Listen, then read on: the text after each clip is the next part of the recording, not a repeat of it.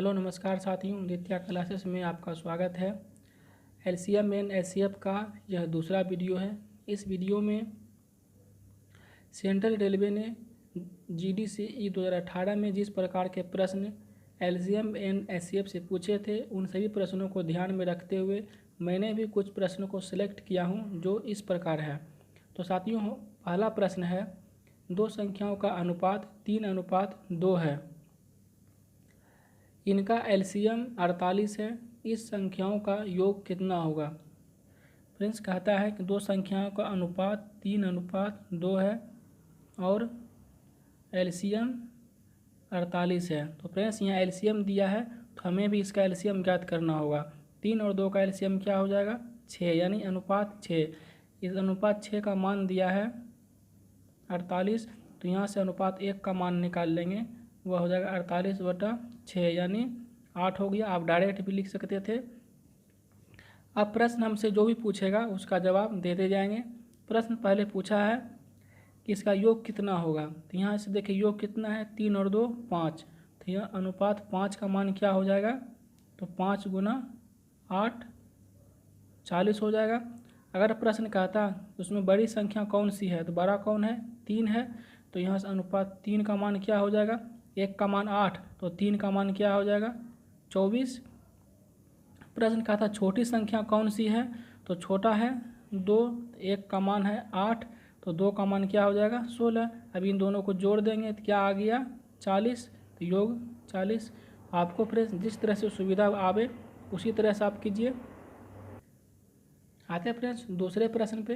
दूसरा प्रश्न है, दो संख्याओं का गुणनफल 1200 है तथा उनका एचसीएफ 10 है, तो उनका एलसीएम ज्ञात कीजिए। तो ठीक है फ्रेंड्स, क्या होता है? एलसीएम गुना एचसीएफ इक्वल टू पहली संख्या गुना दूसरी संख्या। एलसीएम ज्ञात करना है तो एलसीएम को एलसीएम ही रहने देते हैं। एचसीएफ का मान 10 दिया है और दोनों संख्या का गुणनफल दिया है 1200। 0 से 0 कैंसिल हो गया, तो हमारा एलसीएम का मान आ गया 120। अगला प्रश्न है दोस्तों, दो संख्या का एलसीएम उनके एचसीएफ से 45 गुना है। ठीक है, यानी हम एचसीएफ को अगर x मानते हैं तो एलसीएम हो जाएगा 45x। कहता है एक संख्या 125 है, यानी a का मान दिया है 125 और एचसीएफ तथा एलसीएम का योग 1150 है, यानी इन दोनों का जो योग है वो 1150 है। तो x + 45x का मान दिया है 1150, तो 46x का मान हो जाएगा 1150। x का मान हो जाएगा, ये 46 से कट जाएगा 25 बार में, तो x का मान हो गया 25। आगे कहता है दूसरी संख्या बताइए, b का मान ज्ञात करना है। तो b का मान ज्ञात करने के लिए क्या करते थे? a गुना b इक्वल टू एचसीएफ गुना एलसीएम। a का मान दिया है 125, b ज्ञात करना है, एचसीएफ कितना आया है 25, एलसीएम का मान कितना है 45x, क्या हो जाएगा 45 गुना 25। 25 से कट गया, यह 5 हुआ, 5 से कटेगा 5 आएगा, तो b का मान क्या हो गया 45 गुना 5। 45 गुना 5 करेंगे तो क्या आ जाएगा 225। तो हमारा आंसर क्या हो गया 225। इसी प्रकार का एक और प्रश्न है। वह प्रश्न है, दो संख्याओं का एलसीएम उनके एचसीएफ का 15 गुना है।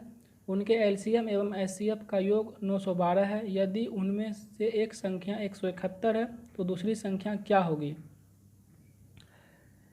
यानी एचसीएफ अगर x मानते हैं तो एलसीएम क्या हो जाएगा 15x।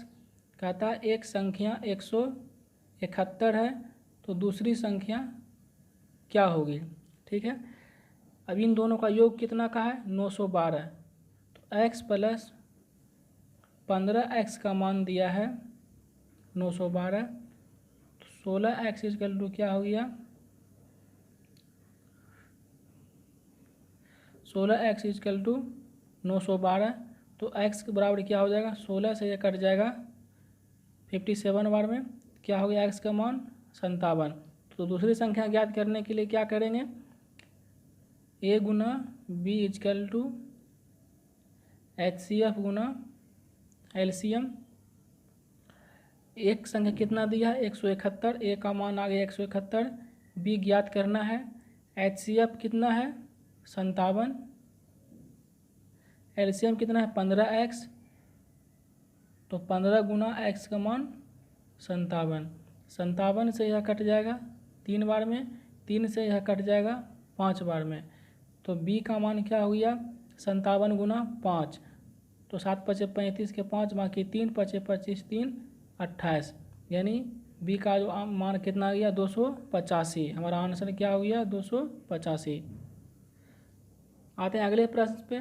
अगला प्रश्न है, दो संख्याओं का HCF 8 है, नीचे दी गई संख्याओं में से कौन सी संख्या इन संख्याओं का LCM नहीं हो सकता है। ठीक है, दो संख्या है जिसका कि HCF दिया है, जिसका HCF 8 दिया है और नीचे कुछ ऑप्शन दिया है 24, 48, 56 और 60। कहता है इन संख्याओं में से कौन सी संख्या है जो इसका LCM नहीं हो सकता है। ठीक है, तो फ्रेंड्स जो HCF इसको काट देगा, जो जो संख्या इसको काटेगा वो सभी उसका LCM होगा, और जो नहीं कटेगा वह उसका LCM नहीं होगा।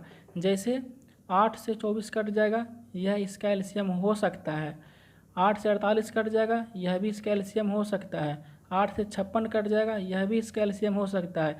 लेकिन 8 से 60 जो है पूरा पूरा नहीं कटेगा, तो इसका LCM यह नहीं होगा। तो हमारा आंसर जो हो जाएगा वह 60 हो जाएगा, क्योंकि प्रश्न में क्या कहा कि कौन LCM नहीं हो सकता है। ठीक है, अगला प्रश्न है, दो संख्याओं का LCM 120 है, निम्न में से कौन सी संख्या इन संख्याओं का HCF नहीं हो सकता है। ठीक है, दो संख्या है जिसका LCM दिया हुआ 120, नीचे कुछ ऑप्शन दिया है 8, 12, 24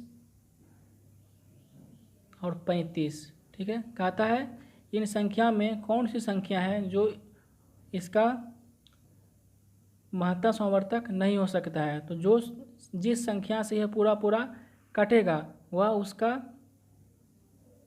महत्ता समवर्तक हो जाएगा, लेकिन जिससे नहीं कटेगा वह उसका महत्ता समवर्तक नहीं होगा। जैसे 8 से यह कट रहा है तो यह इसका महत्ता समवर्तक हो जाएगा। 12 से कट रहा है, यह भी हो सकता है। 24 से 24 गुना 5 120, यह भी इसका HCF हो सकता है। 35 से काटेंगे, 35 से पूरा पूरा नहीं कट रहा है, तो यह इसका HCF जो है नहीं हो सकता है। इसका HCF 35 जो है वो नहीं होगा। अतः हमारा आंसर जो हो जाएगा वह 35 होगा, क्योंकि प्रश्न में पूछता है कि HCF नहीं हो सकता है। तो ठीक है दोस्तों।